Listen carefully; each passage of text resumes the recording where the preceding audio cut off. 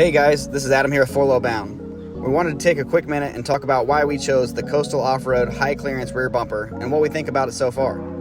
The main reasons we chose the Coastal Off-Road Bumper is the overall protection, the increased departure angle, and the kicker was that it's a DIY kit, which saved us a couple $1,000s over similar bumpers.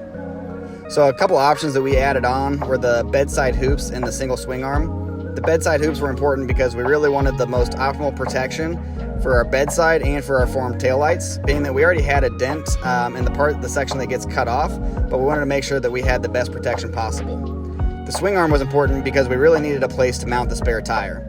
After we got the bedside cut and the tire was the lowest hanging part, it was kind of in a goofy position and we wanted to relocate it. Initially we were just going to throw it in the bed of the truck, but it really leaves no room for anything else, so we went ahead and added the swing arm for that purpose. While we don't intend to really run the jerry can mount that comes with it, we do have it as an added option, and we can throw it on for the longer trips that we take in case we need it to carry extra fuel with us.